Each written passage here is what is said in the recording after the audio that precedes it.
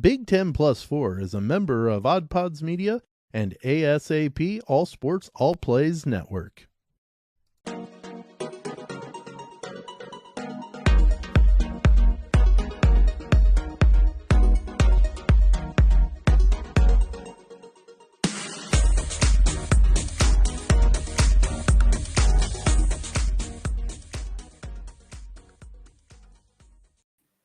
Welcome into Big 10 Plus 4.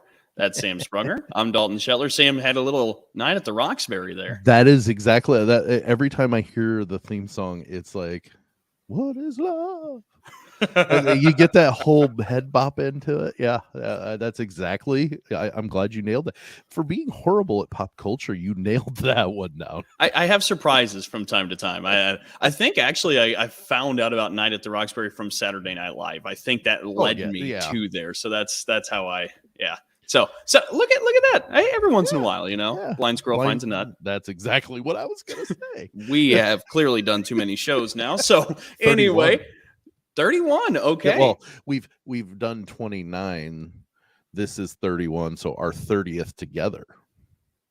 Oh, that's right, because I did miss one. And by the way, for the listeners, shame on me, I will have a second week off. Yes, thank you. Next week is the last chance I'm going to get to breathe before football, basketball, and everything else. So basically May drags me under the water. Yes, pretty much. So my wife and I are going to go on a small trip, so I will miss next week's show, but we still will have a show. Sam is going to have Tony from ASAP Network on, and we're going to have a great Big 10 Plus 4. And by the way, Big 10 Plus 4, if this is your first of the 31 shows, shame on you, as Sam says. But we're college sports with a Midwest perspective, blue collar and blue blood. We see things through the Big Ten prism, for better or for worse. We take a look at the college sports landscape. And so, Sam, as we kind of start off there, last week we really pounded the Big Ten football upcoming season. Mm-hmm. We previewed the East and the West. The West we see as being wide open, very chaotic. We see 5 different teams with possibilities of maybe winning that division. Really, you're only excluding Illinois Northwestern, which makes you kind of scared because you should never, in a year where it's that open, exclude Pat Fitzgerald, even though you don't really know what to expect from the Cats or what that roster can bring you. And then in the East, you see Ohio State, and boy, something has to happen to trip up the Buckeyes with all the talent that they have. They kind of have to get in their own way a little bit. So that was kind of our consensus last week. Yeah, I think Ohio State, with as loaded as they are, they could stumble into 11-1 or 10-2. That's stumbling into it. That's what happened last year. They stumbled to 11-1. They did, because of the defensive issues. They absolutely stumbled to 11-1. Yeah, and so I hated when no shock here, I write the show notes. And I'm going to the East, and I go, Big Ten East. Does anybody think Ohio State's not going to the championship? And then I put anyone. But then I put, we also included analysis of the entire division.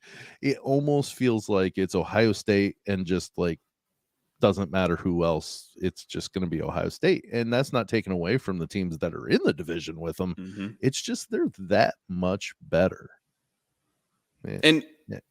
And I do think you're going to see strong play from the East. I mean, it's for sure East of the East for a reason. Michigan, I think, is going to be pretty solid again. Of course, they won the Big Ten title last year. They knocked off Ohio State 42-27 to finish out the year. This time they're going to be playing at Columbus. That might make things a little bit different. But also, you don't really know about that Michigan defense yet. You know that a lot of the guys who are expected to step up and take some of those roles, they're projected to have a good year, which is big for Michigan. But it's a lot of names being replaced. If you haven't been with us throughout the summer, Aiden Hutchinson gone. He's a Detroit Lion. David Ojabo would have been a first-round defensive end draft pick had he not been hurt towards the end. Actually, not even towards the end of the year. It was during it was pro day, NFL combine stuff or workout stuff. You lose Ross. You lose Daxton Hill. There's a lot of faces to kind of replace on that Michigan defensive side of the ball. Mm-hmm. People think there's enough talent there, enough depth to be able to make that up, but still, Like there's an uncertainty anytime that you bring any kind of newcomer in, right? So that's what they have to deal with. And then, of course, Penn State, Michigan State, they both showed, well, Michigan State showed at the 11-2 year that maybe they're here to stay. There are questions about how do you replace Kenneth Walker. There are questions about that secondary. Can it be better this year? For Penn State, I suppose the biggest thing for the Nittany Lions, honestly, just looking at this, can they stay healthy? That was the injuries big thing that I thought. them. Yeah. Yeah, if they can stay out of their own way. I mean, if they can remain at least able to go on the field and perform at any, their level, they're going to be pretty darn good. But if they show that they're going to keep getting hurt, I forget there were a couple of really big injuries last year that derailed PJ them. Mustipher being one. Thank you. That was the big one. But if they can avoid that, injuries happen. I mean, every team gets them, and every team loses players from injury. It's a part of the sport, but it's making sure those key ones are the ones that aren't getting hurt. Yeah. And Penn State just wasn't able to do that last year. So I think you're right. If they can stay healthy, they may push Michigan State. In my mind, it's Ohio State, Michigan State, and Penn State in that order. Penn State might push to number 2 in that division. And it'll be interesting to see. And of course, Sam, not as high as many of the other folks on Michigan. A lot of folks like Michigan a lot going into the year. That's fine. Yeah. Yeah, I get it. I get that absolutely they are talented. They have the talent in order to compete at maybe not the Ohio State level, but the Ohio State level for 1 or 2 games. Yeah. And, they only needed, beat Ohio State once. So that part, but they're not elite like them. I just think they have way too much to fill. I mean, you just went through the list. That's a lot to replace. I'm just not as confident as a lot of other people that it's going to be replaced at an equivalent level, or at least a very close level of what they lost. And that's fair. I think that's totally fair. And by the way, for Penn State, they bring back Sean Clifford again, his 6th year at quarterback. They do lose. It really does seem like he's been there 10 years. Ever since, I suppose he has been there since Trace McSorley. McSorley feels like a lifetime ago now. Yes. What do you had? You had Hackenberg and McSorley and Clifford, and that's your last decade of Penn State quarterbacks. It feels like, anyway. But yet they've been good. Yeah, last year, you're correct. Especially when they had Saquon Barkley with McSorley. Yes. Those were some dynamite Penn State teams. It was a Big Ten champ in 2016. But they do lose Jahan Dotson. It's a big blow to that Penn State offense. But I will tell you, at the Big Ten Media Days, I had a chance to catch up with James Franklin. He feels that the depth that receiver room has can make up for that and more. Like where last year Jahan Dotson was making so many of the plays independently, he feels there's enough depth from that unit that might be able to even – and it might be able to take the play to a new level. So that's going to be something to watch for. Each of them improves a little bit, and that kind of makes up for what they're losing with Dotson gone. Yeah. Hey. And if that's the case, then he's got a good plan. You have to have a plan. I mean, and what's the Mike Tyson saying? Everybody has a plan until they get punched in the mouth. Yep. So week 1, when Purdue punches them in the mouth, James is going to go, well, that plan goes out the door. Now we're playing by the seat of our pants because Boilers are going to take Penn State down. and so that's a lot of the Big Ten East talk, the Purdue talk, and some of the other Big Ten West. Go back to last week, check that out, because we get pretty in depth with the schedules and how we didn't do as much about the East last week, so that's why we kind of just went a little further on the East. We didn't go near as far with them because the West was our big conversation because of the uncertainty of it all. So I apologize for cutting you off there, Dalton, but no. Yeah. But But if you're interested in previewing the Big Ten West, last week's show, we get into schedules, some of the different routes, why some of these teams might have an edge on some of the others. It's some good conversation if you want to go back and listen to that if you missed any part of that. And we did that same thing with the East as well, but like I said, it was very glazed over comparatively. Yes. We were running heavy.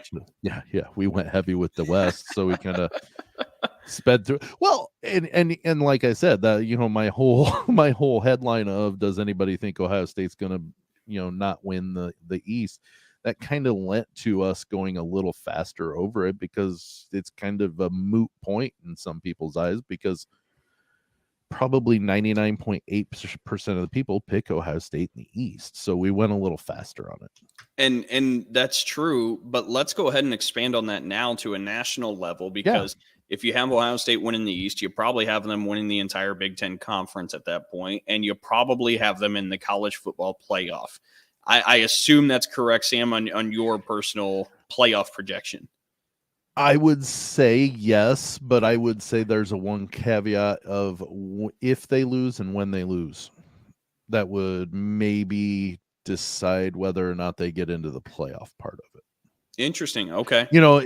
Because we're talking nationally, it depends who else is 11-0 or 10-1 at the time that Ohio State loses, and who Ohio State. Let's say, I'm not saying at all it's going to happen. I don't even know if they play Northwestern. Ohio State goes to Northwestern and stumbles because Pat Fitzgerald has his team on point, and they win. And for whatever reason, Ohio State's had those stumbling blocks over the years. Purdue Tyler Trent thumped them on Iowa. Yes. So, I mean, it's clearly in the realm of possibility. It doesn't matter how great a team is, especially in the Big Ten. There are some times that teams will jump up and bite Ohio State. So if they lose to, let's say, Northwestern, and you've got Texas A&M, who's got a one loss, but it's to Alabama. Mm-hmm. Then you have Alabama, who's undefeated, and then you've got let's say Clemson, who's got one loss, and it's to a better team than Northwestern. What are we doing? There might be 5 teams, and Ohio State lost to the worst team at the wrong time. That could bite them. I don't think it's going to happen. I really don't. But that would be another caveat that wouldn't guarantee them if they're not undefeated. Well, let's take a look at the rest of the picture, because you mentioned Alabama, you mentioned Clemson, some of those names. I've taken a look a couple of times now at some of the better teams out there, and taken a look at some of the top 10s, the top 25s, and tried to kind of grade this out. And honestly, it's a little monotonous, this college football playoff, and we can talk about that in a moment. But same teams over and over. Well, Phil Steele has his 4. and I have a hard time finding any different answer. He's got Ohio State, he's got Alabama, and of course Alabama brings back Heisman Trophy winner Bryce Young at quarterback, and Will Anderson's on the other side of the ball. Georgia, he's got Georgia getting back to the playoff once more, and he's got Clemson bouncing back and getting into the playoff. And again, a lot of Clemson will ride on DJ Uiagalelei. If he's able to, thank you. I knew you were going to make that joke. I knew it. But a lot of it will ride on DJ. If he's able to bounce back for a big year, I think Clemson's, again, because you're talking too about the ACC, Clemson's going to be able to run in that division. And by the way, last year was an anomaly for them, losing 3 games like they did. And they had injuries. They had it was a really disastrous year at the end for of them. the season. Yeah, they were playing well at the end. But then Clemson also does bring in a top quarterback in Cade Klubnik. So there is some depth and maybe motivation pressure behind DJ this season. And I'm curious how that turns things out there at Clemson. Well, I'm just, like you said, it gets monotonous because it's the same 5 to 7 teams that are in the playoff, and you're probably looking more 5 to 6. 7 probably isn't, if you include Notre Dame, say 7. If you don't, then it's 6. There's just, it's such a small rotation, and that's why I'm not, as a Purdue fan, I'm not silly to think that Purdue's even got a chance. Now, I would say that they've got a chance to get to Indianapolis for the Big Ten championship, and oh my goodness, well, that would be a great. I may even go to India. No, that's my Christmas party that weekend. I'll be watching the game if Purdue would happen to get there. Whoa! Hang on, I need to hear this. So if if Purdue is in the Big Ten championship game, Sam can't make that game in Indy. Yeah, well, I don't live in Indiana anymore, so but yeah. How far is Indianapolis from where you live now? About 2.5, 3 hours. I drove to Pittsburgh this last weekend, so I mean, like, I'm willing to drive. Correct. But no. My point is I have for the last, except for 2020, for the last 16 years, we've had a Christmas party every first Saturday of December, and that's when the Big Ten championship games played. It's true. I don't think my wife would be very keen on me cutting out on that and going to the game. She would be okay though if I had the game on while at the party. So Purdue's never been to a Big Ten championship game. Correct. The last time they were a Big Ten champion was 22 years ago in the year 2000. So year 2000. So remember Conan? No, I don't. Oh, this Conan, right. Yeah. Anyways, go ahead. Yeah.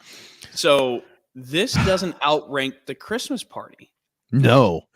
The big feat would be me standing in my living room while at this party, because we host it obviously, and having it on my television while I'm interacting, because normally it's TV's off. Okay, I'd like to play a game now, and let's say this Christmas party can happen any time of the year. It's not the first Saturday. What sporting event gets Sam to miss the Christmas party that he has to be there in person for? Okay, that's a great question. It really is. And I've got a great answer because of how I got married. Okay. So my wife, Bree, had always dreamed of a mid to late October fall wedding. Okay. Always and ever. I proposed on the last day of March in 2005, and we decided to go quickly. And she was asking dates, and I said, honey, and this is 2005, mind you. Okay. I said, honey, I love you. I will get married to you any day that you want. But if the Cubs are in the World Series, you will not have me 100%. And she moved it to July. Because of that. Because of the possibility. So right there, until 2016. Bree should have known better. Bree, you had time. Right. Yeah. But that was until 2016. It would have been any World Series game would have changed anything for me to, would have changed anything. Okay. Any plans that I had would have been out the window because of the World Series. I don't know that there's one now. Is there one in college at all? Could Purdue do anything in football or basketball to suck you away from something like the Christmas party? I would say a Final probably Four. The Final Four. Yeah. That would be I'd be like, honey, the last time they were in the Final Four, I was like 6 months old, or 8 months old. Barry Carroll. Yep, 1980. Leading the Boilers. So that was the last time they were in the Final Four, and she would understand, and she would probably have it also would depend how much tickets were and where it was. So if it was in, let's say the Final Four was in Indianapolis, I could find some, pretty much no problem at all. But like if it was in LA, then there might be a little bit of an issue. Well, I guess, and we can close out the Sam personal fandom closet with this, but so does Purdue basketball just rank higher than Purdue football in your interests? Yeah, and there's a reason. My grandfather was a high school basketball coach for 30 plus years in the state of Indiana, and he was a huge IU fan, believe it or not. And I loved watching college basketball with him. And I can remember watching the Bob Knight chair across the floor with my grandpa at his house, and so like it just ranks. I've had personal interaction with Gene Katie, in the past. Right above me, right here, is a note that he responded to me from 1994 when Glenn Robinson was on. I wrote him just a random letter just to wish him well or whatever, and he responded with. So like I've had that interact. I went to Purdue basketball camp in junior high / right up to high school, so there's just more. And basketball's probably my third favorite sport, but I would say college basketball ranks higher than college football. That's interesting. I feel like it's a unique take or palette of college fandom. Which lends to me that I pay attention to, more than just Purdue when it comes to the college basketball landscape, just because I want to know what Purdue's going to be dealing with. I did never think that St. Peter's was who you had to scout. God, there's something with us, man, because that is exactly the train I was going right there. Yeah. We're in sync today. 30 must be the magic number. So, well, you're right. Well, and you must know then what's next, right? It would probably, I'm going to guess it's a whistle. Go for it.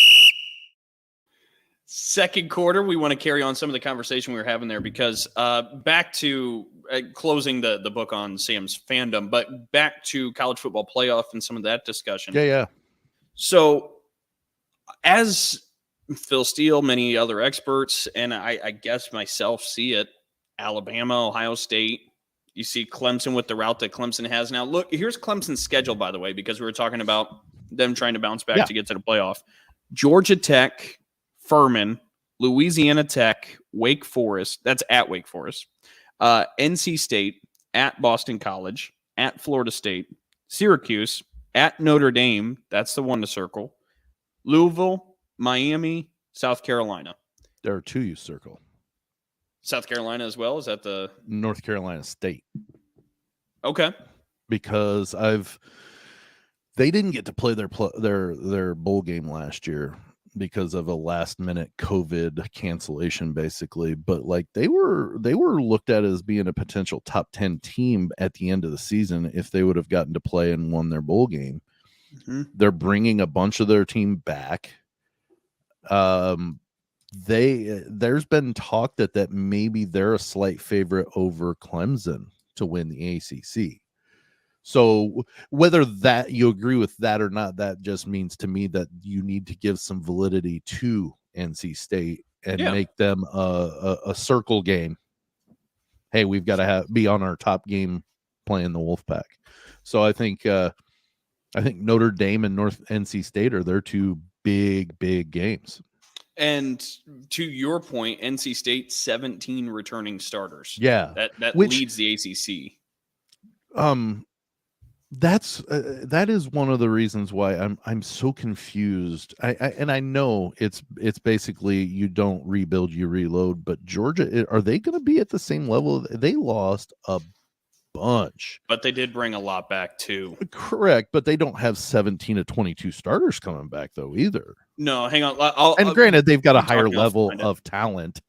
But at the same time, that's a lot to replace. It's kind of the Michigan level. Like they're going to bring in a bunch. Michigan's bringing in a bunch, but it's not guaranteed to be at the level in which the last year's performances happened.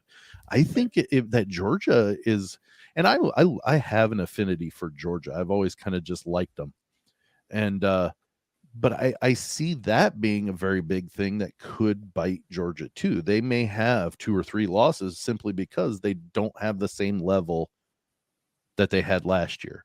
That defense was historic. It was. It absolutely was.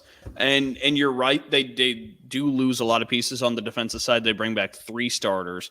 Offensively, they bring back 7 of the starters. And even though defense was the linchpin, offensively, you would argue the number 1 tight end in the country. Yeah. Over there in Georgia, and make sure I had the name Brock Bowers. That's right. But defensively, you're right. It is a little bit parallel to the Michigan situation in terms of you're going to need people to step up, but the depth was there on the field, right? Like during that season, like these are guys that were getting snaps. Sorry, my dog is going nuts here in the She background. wanted an appearance on the show. Okay, get off her back. She's got an agent that is beating down on her phone saying, "Come on, you got to get some appearances." She is she's a fan of the dogs. That's what it is. Yeah, the that's Georgia well. Bulldogs. We all should be. I mean, anyway, but no, my point being that there's a lot of depth there. That was part of the beauty of that Georgia defense, is that they were stacked a few deep, and many of those guys were seeing the field last year. So you're saying the backups could be very comparable. The backups from last year could be as comparable in talent level as the ones that left. They just weren't as good as them at that time. Yeah, I'm not going to say that, because last year's defense, you could make the argument, was maybe the greatest we've ever seen. It's the best defense I've ever seen in my life. I mean, I'm just going to put it in my lifetime. That's the best defense I remember seeing. Well, and it's important too, especially when you do the all-time conversation, because then there's always the era conversation. But like blah blah blah, best I've seen. Doesn't matter. Offense today. Sorry. Like, well, no. But like, if you try to rank defenses where games were settled 6-3 and 10-6, it's a little different than these offenses where the rules have been changed to help the offense, and they're averaging 4-7 points a game. So and they're giving up less than 17. You know, the defense is giving up less than 17 a game. I take that back. Teams only scored 17 points on them. More than 17 or more points 3 times, I think, last year. That was Alabama both times and Tennessee. They allowed a total of 10 points a game, it looks like. And last year, they only returned 5 starters on defense. So the formula is kind of there. Okay, you've convinced me that maybe it's not as doom and gloom, but I don't know. I still guess I've got to see it. I mean, now the fact that you said that the depth did see the field regularly does lend to me that maybe it will be a little bit better of a transition, but you're not the starter. You don't have that. It's a different pressure. Yes, it shouldn't be, but everybody knows that when you're a starter, there's a little bit different pressure to not start out slowly, not to make a mistake early, or, and maybe you're a little tight. Then as you get playing, you loosen up and get back into whatever. And it happens every game. I was a starter for a couple of years playing football, and I'm going to pull back to high school, but still there was a nerve every first snap. And then as you got punched in the mouth or hit in the mouth once or twice, you went, oh, hey, I know what in the world I'm doing. I need to get my head out of my butt and let's play. Yep. It didn't matter if we were playing Fremont or whether we were playing Angola, and you know who I'm talking about when I say those two schools. It didn't matter. There was always a nervousness. So that first string different may be enough that, hey, it may be enough. I'm not 100% sold on Georgia as much as I'd want to be. I think they could still be really, really good. Don't get me wrong, and maybe even make it to the playoff. But I hope NC State runs the table and they make the playoff, just so we've got a different team. Something different, and that's going to be part of the conversation in a moment, because I do want to ask you too, and I'm going to refer back to Phil Steele's preview with this. Who else could get into the playoff besides the 4 teams that we mentioned? Bama, Georgia, Ohio State, Clemson. Because if you look at the rest of like the top 10, number 5, it's Michigan. Yeah. Number 6, Utah. Number 7. I don't see Utah making it to the playoff. Well, the only thing that I was going to mention is if we look at Utah's schedule. Although they are pretty darn good. They start at Florida. Yeah, they get that win. That may really boost them. Because after that, listen to the schedule the rest of the way. They start at Florida. After that, it's home against Southern Utah, home against San Diego State, at Arizona State, home against Oregon State, at UCLA, home USC, at Washington State, home Arizona, home Stanford, at Oregon, at Colorado. That's a manageable schedule. Yeah, it is. Well, and I guess that the one that's kind of sticking out is it could be. It just depends how quickly Riley gets his troops in line. USC could be an interesting game with Utah. Mm-hmm. because you just don't know. Again, you don't know what USC is going to look like coming out of the gates under Lincoln Riley, but what Riley has shown in his first few years is there's going to be a lot of points and maybe not as much defense. Right. No, it's and Utah can put up points. I mean, we saw the Rose Bowl with Ohio State. It took 300 for the Big Ten connection. It took 347 receiving yards from Jackson Smith and Jigba to get by the Utes. Like Utah was that good. Didn't they? They only won by a touchdown, right? I'm pretty sure it was one possession. I can't remember the exact score. Okay. Well, if Utah would have had enough time to march down, if they would have scored a touchdown, it would have been tight, or they would have won by a couple. Like it's literally, it was, and that was, I believe Ohio State scored 45 to win the game. So I mean, it was a high scoring game, and they can put up points. So it's just a matter of, that could be a shootout. That could be 65-62 and in regulation. And Utah brings back 14 starters, and according to Phil Steele, are sitting there with a top 10 offense. So yeah, no. Okay, so I could see, let's say this, I guess I could see Utah because of they're starting high enough. Yep, that helps when they have their little cuppy cake games that they do some thumping. They're not going to jump up as much, so they don't need to. So I could see them if they beat Florida and they beat USC and they run the table-ish, maybe one slip up somewhere in there. They could maybe make it. I could see them happening, slipping in. And that's if major things happen at the top. Well, I was going to say, you're going to have to bank on stumblings. You're going to have to bank on Clemson not being able to bounce back. But one of the other teams I want to talk about is sitting at number 7, Notre Dame. First-year head coach Marcus Freeman. Brian Kelly's gone. They're looking for their third playoff appearance.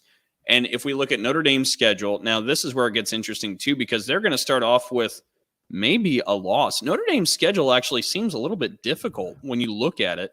They start off at Ohio State. Then they have Marshall at home. They have Cal at home. Then they're at North Carolina. Then they're playing against BYU in Las Vegas. Then they're home against Stanford, home against UNLV, at Syracuse, home against Clemson, at Navy, home against Boston College, and then at USC. But they have a home Ohio State, an at Ohio State, a home Clemson, and an at USC in that schedule. That's tough. That's 3 losses. 3 losses? Yeah, Ohio State's going to beat them.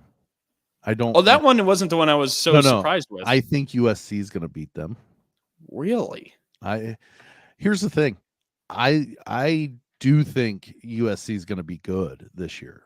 So it could be, I don't know if they're in different divisions, but Utah and USC could play. If they're not in the same division, they might be in the Pac-12 championship game against each other. Like, that's how I think USC's been down for so long. Lincoln Riley proved going into Oklahoma that it doesn't matter. Don't play he couldn't win the big one. I don't care. He proved that he could put points on the board and win ball games at Oklahoma. It doesn't matter that he didn't win the big one. He won games. That's a reason why USC went out and got him and paid $15 million for him, or whatever absurd amount of money that they're giving him. He's going to win games, and it's going to be immediately, I think.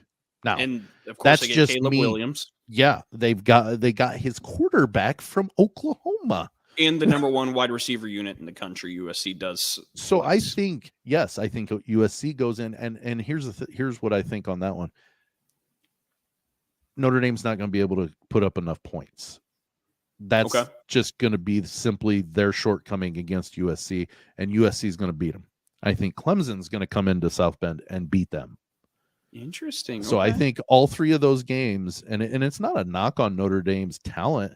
I just think that it's, those kids are great, football players or whatever. I just think these teams have better ones right now. Man, so you have Notre Dame not winning a single marquee game this upcoming year. If you were asking me in early August of what I think those 3 games will go, I would say they're all 3 losses. Wow. South Bend, look away, or put up wanted posters of Sam when he comes rolling around. Yeah, don't look at the. I just was in South Bend a couple weeks ago. Wasn't to go to Notre Dame, but I was there. If you go back to Phil Steele's top 10, we'll round out the top 10 real quick. Yeah. At number 8, Oklahoma, and that kind of fits in with the conversation you're just having about Lincoln Riley leaving. Yeah. You bring Venables gets that head coaching job over there.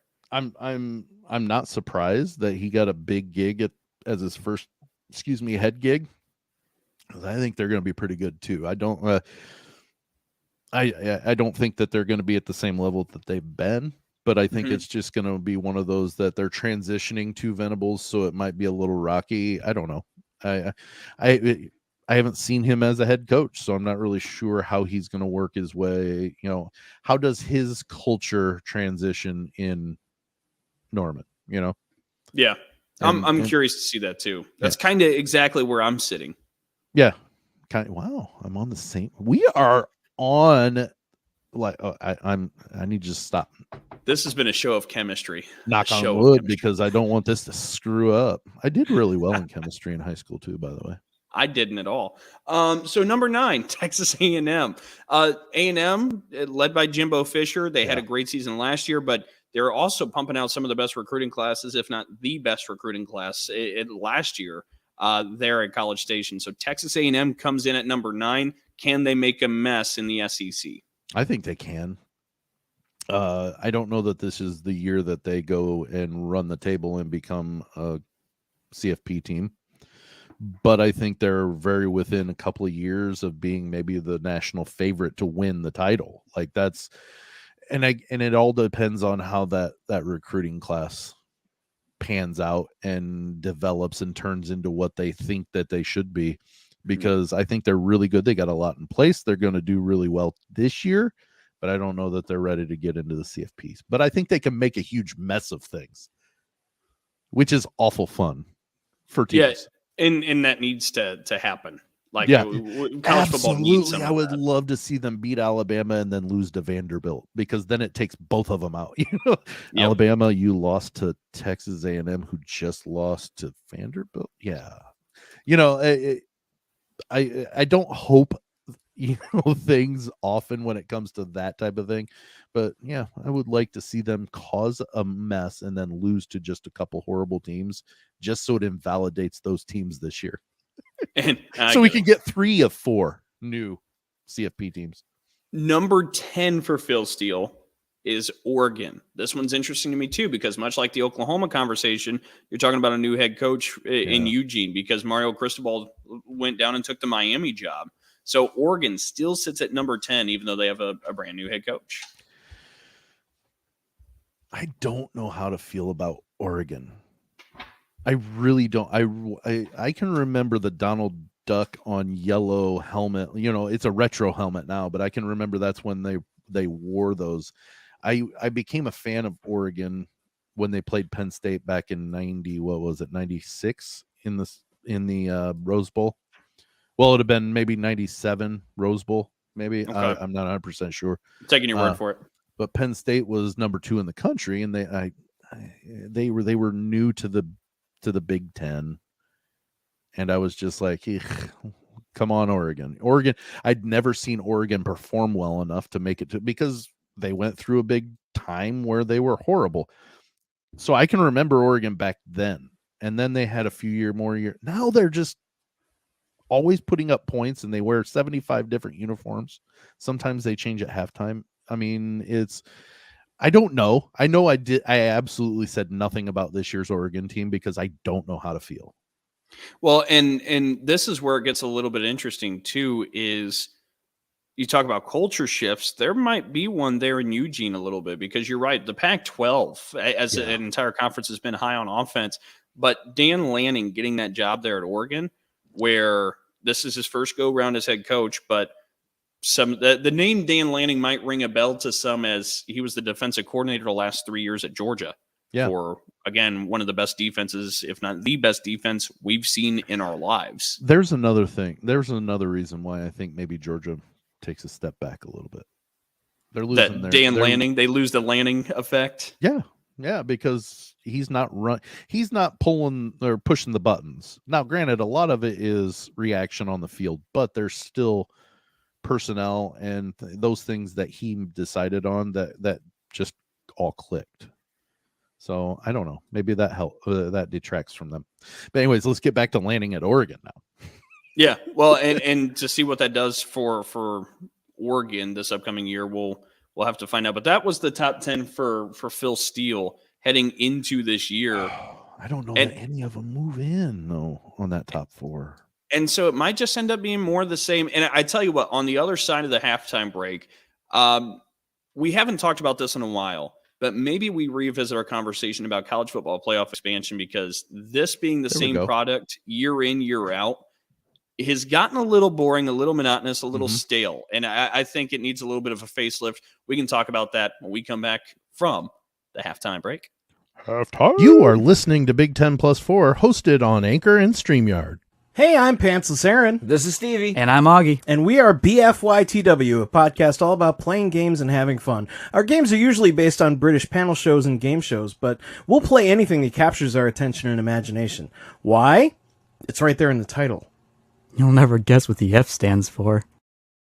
Hi, I'm Shannon. I'm Jamie. We're Married with Television, marriedwithtv.com. We are a couple of Hollywood normies on the outskirts of the film and TV industry, and we talk about our favorite TV shows, music, and movies, and sometimes they talk back to us. Sometimes they do.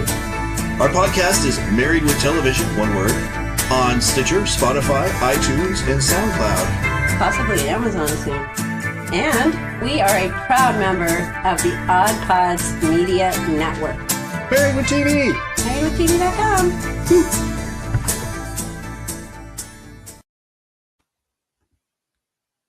I clicked it, dude. I swear I did. If you've been with us for all 31 shows, you know the running joke is that whistle right after halftime doesn't seem to always love us back. The third quarter. Tweet. That was a very whimpered tweet. It's because I'm defeated. That was well done. Okay, so for the third quarter, we do want to pick up our conversation, what we were just talking about with the college football playoff and how this product has kind of been year in, year out, a lot of the same thing, a lot of wash, rinse, repeat. I did want to take a look, and I got it in front of me here. I'm in a different window. But for the college football playoff, we've had 3, 4, 5, 6, 7, 8. We've had 8 college football playoffs so far in its history. And how many teams have been in the college football playoff? 10. 6, 7, 8, 13. 13. Out of 8 full. And that's 4. So 24 teams. And obviously the first year, all 4 of them were new. Correct. So, I mean, you're guaranteed there. You're guaranteed. But other than that, has there been a year that there have been more than 2 new ones each year? I doubt it, because it seems like if Alabama's not there, Ohio State is. So like they're overlapping or Oregon. So it's interesting because you take a look at the beginning of the college football playoffs history, and that's where you get most of the new ones, because it hadn't been well established yet or whatever have you. Right. But the first one in 2014 was Alabama. I was going to try to get the 4. Well, go ahead. Guess the rest for 2014. I believe it was Ohio State. Yep. Alabama. Yep. Oregon was in there. Yep. Florida State. Yes. So Oregon beat Florida State to get to the title, and Ohio State beat Bama, and then Ohio State beat Oregon. That was the first one. Yeah. In 2015, it was, do you want to run through these 2? No, I don't know that one. It was Alabama, Clemson, Oklahoma, and Michigan State. So 3 new ones that year too. Correct. So the first, and like you said, you're going to run into the new ones, the new teams in there those first few years, because it's so new that they haven't had a chance to be there yet. Correct. So 2014 is the first ever. You get 4 new teams. 2015, you had 3 new teams. 2016, you get 1 new team. You had Alabama. Sorry. Yeah, correct. Alabama, Clemson, Ohio State, and Washington. So Washington was the one new one in 16. They didn't perform well either, if I remember. No. correctly. Yeah, you do remember correctly. In 17, Bama, Clemson, Oklahoma, Georgia. So Georgia's the new one that year. 18, Bama, Clemson, Oklahoma, Notre Dame. Notre Dame's the new one that year. 19, Clemson, Ohio State, Oklahoma, and LSU. LSU's the new one that season. So for the most part, we're seeing one new team each playoff run. But then you move to 20, you have Bama, Clemson, Ohio State, and Notre Dame. Nobody's new there. In 21, actually last year was kind of the anomaly given recent years because you had Bama, Georgia, but then you had Michigan get in, and Cincinnati, the first group of 5 team. Well, and the proponents of the CFP as it is now would say, well, look, each year there's a brand new team. Yeah, but we're tired of seeing the other 75% be retreads. And I don't mean that in a bad way. Well, real quick, before you continue on with the point, just to hammer it home, there have been 8 college football playoffs, correct? Yes. We just Clemson. Yeah. Clemson's been in 6. They missed the first one. They missed last year's. Bama's been in 7. Bama's only missed 1 playoff. And is that the year LSU made it? I believe you're correct. Yes, it is. So a former Nick Saban school has been in one in each year, either a former or current Nick Saban school. That's true. The year Michigan State was in there were still 2 Saban schools because Saban was at Michigan State before he went to LSU. Yep. I don't think he exited that way like he did the Dolphins, though, did he? He didn't run off and say, "I'm not going to be the next coach at LSU," and then get on a plane and go, did he? But there needs to. It's exciting because it's the playoff. But there needs to be more fan bases that are excited about the possible winning of a game. Because I tell you, when I watch it, it ain't watching for the Boilermakers. It's watching for good stories or, hey, I haven't seen that team play, in the playoff before. That's what I look for as a fan of a team that I'm not delusional enough to think has a chance to get there at any point in my lifetime. So it's interesting, too, because I wanted to look by conference because I think this really kind of hammers home what you're talking about here, too. The SEC has 10 appearances in this college football playoff. Bama with the 7, Georgia with the 2, LSU with the 1, right? In the 8 years of the college football playoff. So the SEC's had more appearances than there are college football playoff years. So lends to they've had 2 years where they had 2 teams. Correct. Both times, I believe Alabama and Georgia. I think you are correct. Because I think the year LSU made it, they were the only SEC team. Yes, you because are I correct. believe Alabama and Georgia played in the championship game both times. Yeah, that was the two bomb in overtime, and then last year. Correct. Yep. Nope. You're spot on. The ACC's had 8 appearances, 6 of them by Clemson. Besides that, Florida State won in the year Notre Dame competed in the ACC, so they count as 1. I don't agree with that. That's fair. I mean, that's kind of semantics. The Big Ten, 6 appearances. Ohio State has 4. Michigan 1. Michigan State 1. The Big 12 has 4 appearances. All 4 of them have been Oklahoma, and the last one came in 2019 when they were blown out in the first half by LSU and Joe Burrow and them. The Pac-12 has 2 appearances in the college football playoff, none since 2016. So none are USC, which just blows my mind. So you're getting a ton of SEC every single year, usually a pretty big dose of Clemson, and then you round it out with either an Oklahoma or a Notre Dame, and there's your 4 for the most part each year.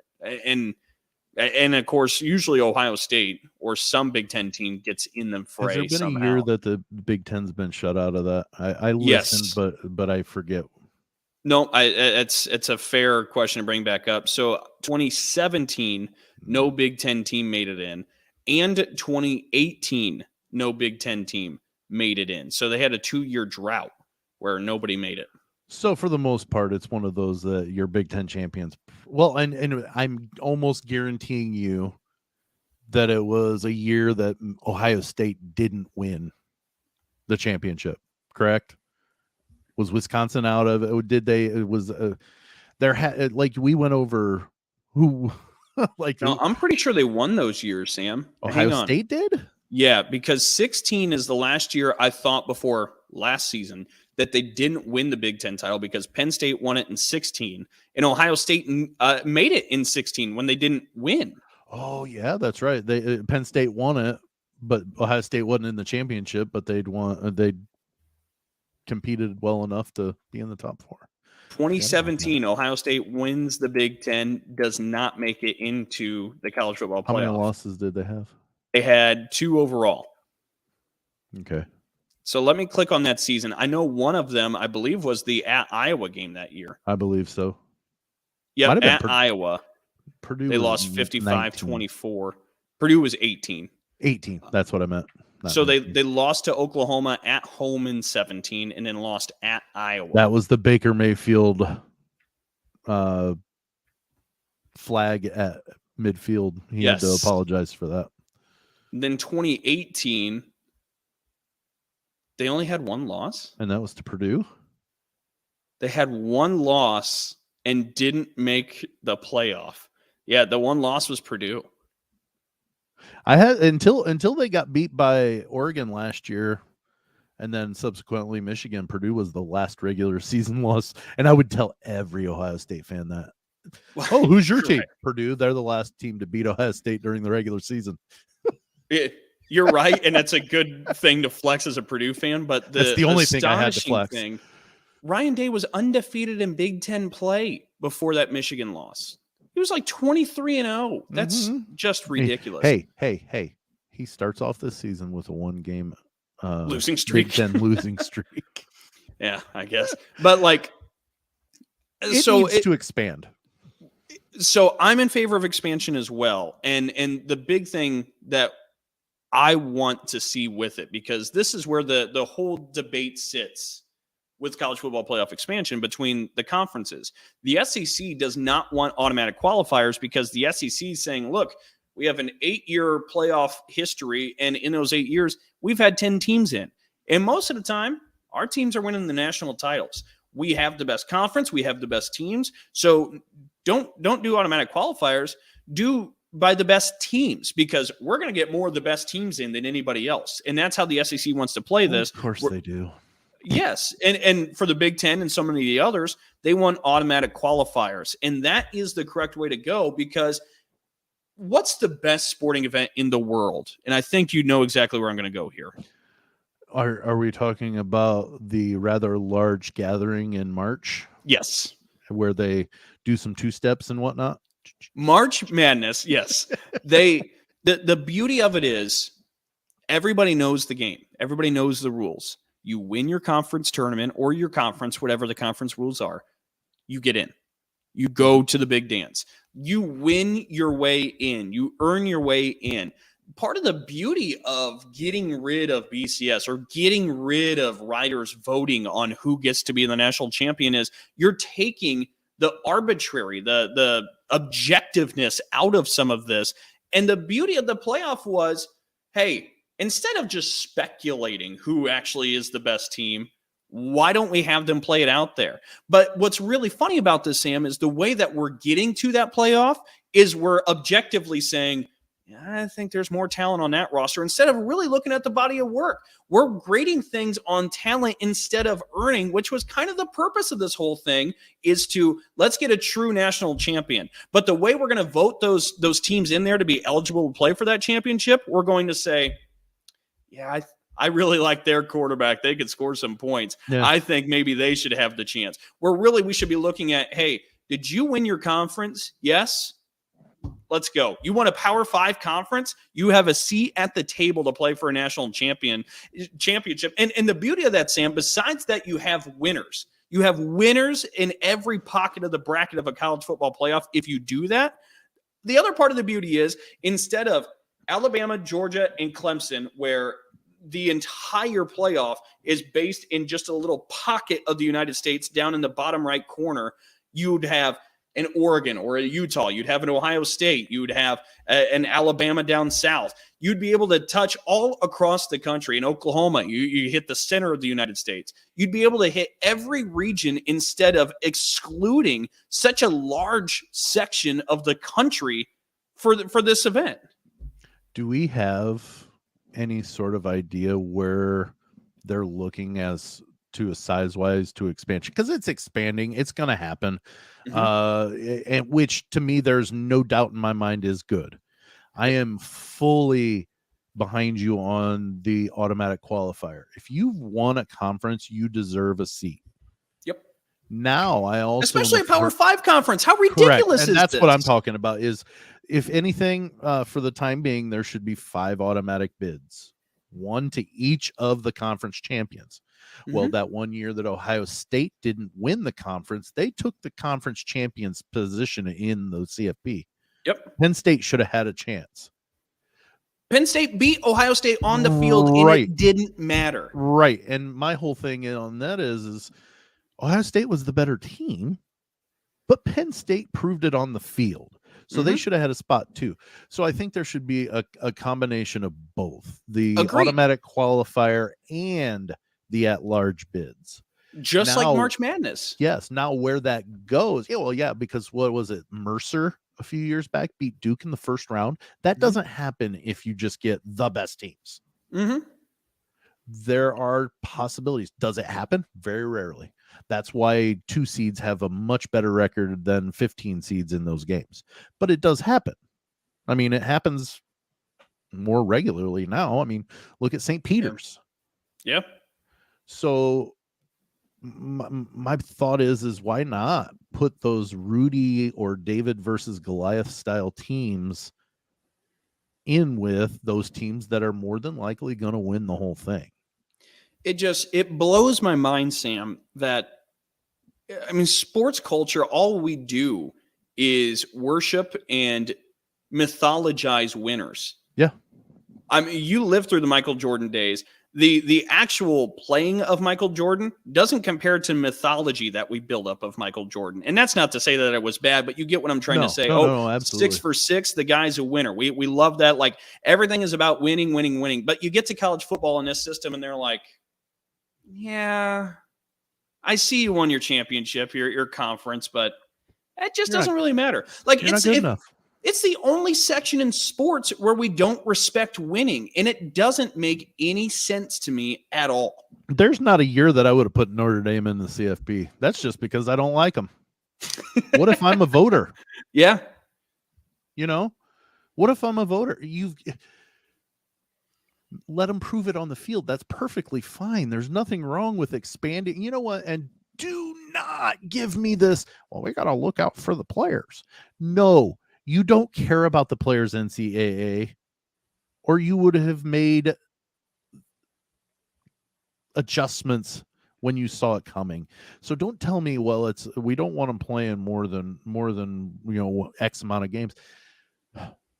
You don't care, and it's going to bring in much money. But you can move it. But you can take those stupid bowl games that have 2 teams that nobody cares about except for those teams' fan bases and make those early round games. So you keep the integrity of the Bulls. They still get their money, but they probably make more money because all of a sudden you've got Alabama playing, Oregon in the second round of the college football playoff. And the other argument that sits out there, Sam, is that, well, there's only a certain amount of teams that are really playing at a high level. Like, sure, you can win your conference, but you're not matching the same level as Alabama on a year-in, year-out basis. Right. But what I would pose is, look at our 4-team playoff model. You're guaranteed a blowout already in these playoffs. Like, that's happened year after year. Yep. Last year, you had 2 blowouts. Bama beat the doors off Cincinnati. Georgia beat the doors off Michigan. Like, you're already at a level where there's only... I mean, last year, it could have been a BCS year.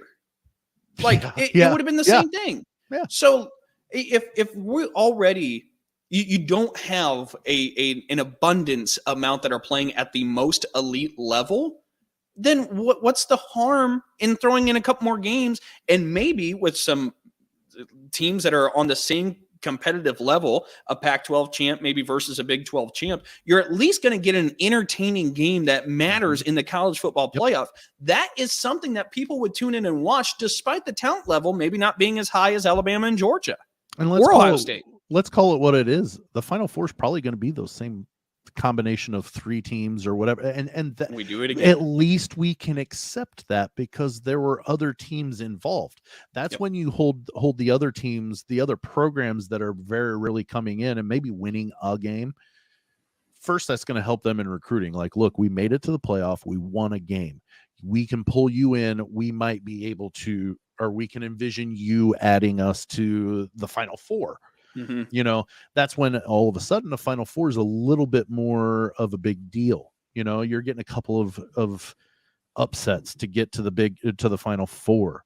You know, now you're in the Final Four. Yeah, we know what 3 of those 4 teams are going to be already.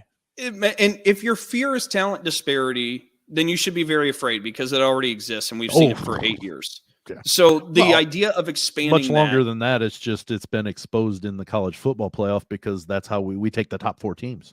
Correct. So anyway, air quotes there. I don't know if you saw. I know we're going to end up having the same conversation again, but yeah. Do you have a number in your mind that is more feasible and you think lends to a better fit than? I like 8, but I know a lot of the noise is around 12, and 12 is okay with me as well. I just want to see automatic qualifiers. I want to see a miniature version of the March Madness. You like 16? Yeah. So how many games does that add? 8. Well, it would be 8 first rounds, 4 second rounds, 2 third rounds, and a championship. So the winning team and runner-up team would play 4 extra games, which it's just 2 more than our already going to play a first round CFP and a finals. So there's 2. You're only adding 2 more games. So it's only 2 more games. And how many weeks are off in between championship week and the playoffs? What, 3.5 or 4? Yeah. I mean, at least, or right around 4. So you could fit 2 more games in with a week off. Not wrong. All right, we're running a little heavy. Let's go ahead, get to the 4th quarter. Let's see if the whistle works. Hey, there it is. It's got to be the 3rd. I'm going to go in and change the 3rd one. I'm just going to be like, tweet. So if you're new to the program, this is the part of the show where we get to our headlines. And I probably should do my job then, huh? Bring out whatever is each of our headlines. And we usually start with Sam Sprunger and the Sam Sentinel. What stuck out to you, Sam? Well, Dalton, yesterday, let's say it this way.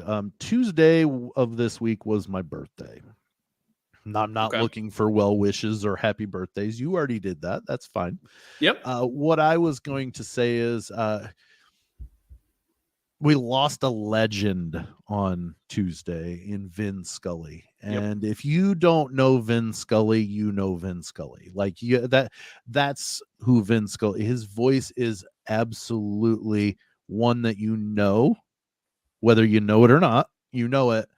And kind of like Harry Callis was for the NFL, the frozen tundra of Lambeau Field. That was Harry Callis. He is synonymous to me with NFL.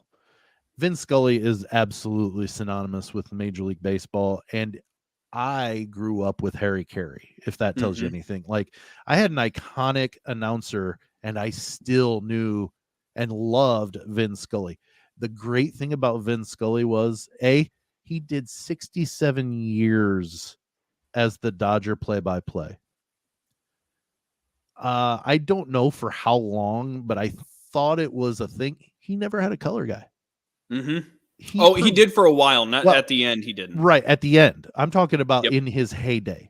Yep. He didn't have a color guy. He was color and commentator. It was amazing. He would tell you wonderful stories, and he had that grandfatherly voice. And that's not knocking on him, but many times people put some very strong value to a grandfather.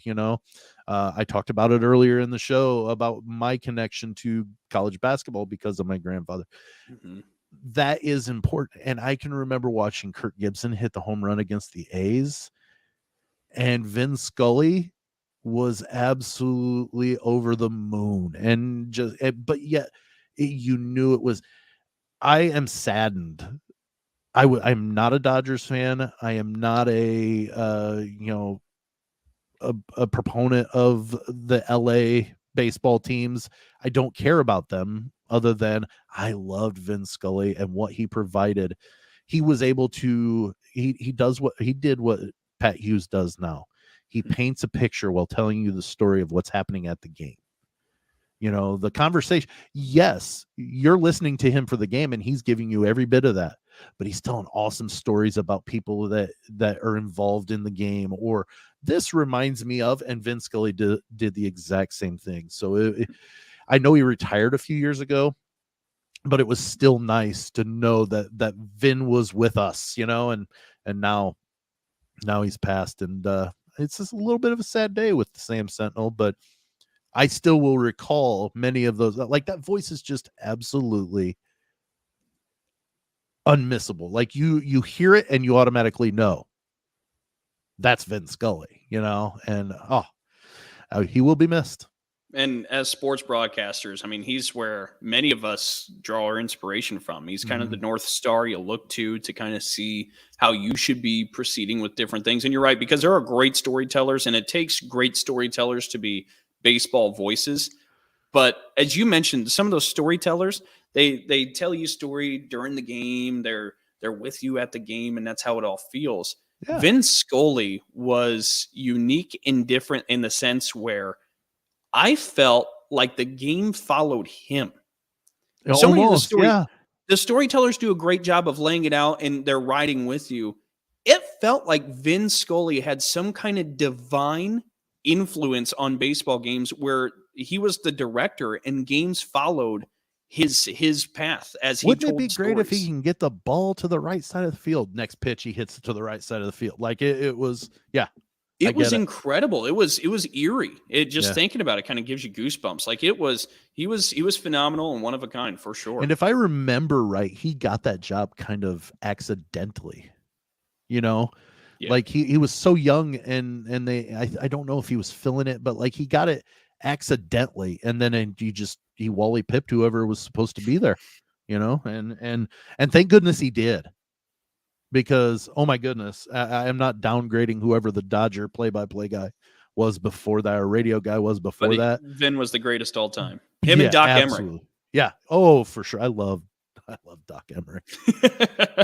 All right. So real quick. Who, I don't know if you know this, learned from Bob Chase in Fort Wayne. I did know that. Yes. Yeah. So a little bit of a hometown connection to Doc Emmerich there. That's he even came back the day that they put Bob onto the Ring of Honor or whatever with the banner or whatever. Doc Emmerich was there to run the MC of it, so it was pretty cool. I wasn't there on person. I just saw the video of it, but it is cool. You're right. It for sure, absolutely cool. For sure. So real quick with the Dalton Daily, there was a story earlier this week that was tweeted out by Front Office Sports. Ohio State announced a $1 million donation from football coach Ryan Day and his wife Nina to fund mental health research at Wexner Medical Center. And if you remember anything about Ryan Day and the Day family, and look this up if you missed it or are unaware, but the College Game Day feature of Ryan Day and mental health and suicide awareness and some of those different things really reaches beyond the game, reaches past the sidelines, and really hits society in a pretty core spot. So that was a big thumbs up to Ryan Day and the Buckeyes for doing that. And it's personal for Ryan Day. So I thought it was tremendous for him to put money where the mouth is and what he believes in and really be an ambassador in that way. So that's a Dalton Daily. Congrats and great job. Kudos to Ryan Day. All right. Well, on the way out. It was, hold on. Okay. You reacted to mine, Dalton. No, I was just going to say that is a big move. And even though it's Ohio State, good on them for that, because especially the past couple of years, mental health is a big thing, especially when you're not, you're told you're not allowed to go anywhere. You're not allowed to do this, that, or the other thing. It does affect your your mental health. So it's definitely something that's very important. And I'm glad that they were able to do that. So. And we're getting more and more aware with those things. I mean, it's Sure. hard because you can't see. That's been the Right. long time battle. That's the big thing is this is an ailment that is all inside. It doesn't mean that it's not real. It's just nobody can see it. So therefore it's harder to believe. And we should at least take people at what they're saying when it comes to that, because it is a very major thing. It's big to stay mentally healthy. So, and as he said in a quote, that there is help out there. So that's for sure. It was big to hear. Yeah. All right, Sam, on the way out, let everybody know where they can find us. Hey, up at the top of the screen, if you're watching, you have the 3 ways to get a hold of us. On Twitter, it's at Big 10 Plus. Spell out the plus, Dalton. Spell it out. Don't put the plus sign. Spell it. I know it might not be the strongest suit of your repertoire, but it's 4 letters, all right, and +4. So Big 10 +4. Spell out the plus. Big 10 +4 on Facebook. You can spell it out or put the sign. It doesn't matter. And then oddpodsmedia.com, where you'll find us along with all the other OddPods Media family of shows. Every Friday we stream on ASAP Network, which is awesome. I love being able to stream on a given time on Fridays, and we try to do it at 8:45 because we normally keep under an hour and 15, which coincides with the morning show that they do every day at 10 o'clock. So we will be done right before, and then you can stick around and watch the morning show. But yeah, that's where you can find us, along with anywhere you find podcasts. Perfect. So big thank you to all of you for tuning in and joining us. Again, I'm Dalton Shetler. I'll be out next week, but Sam Sprunger there will have Tony from ASAP Network. So make sure you tune in and join us then. Until then, Sam and Tony will talk to you. So long. Thanks. See ya.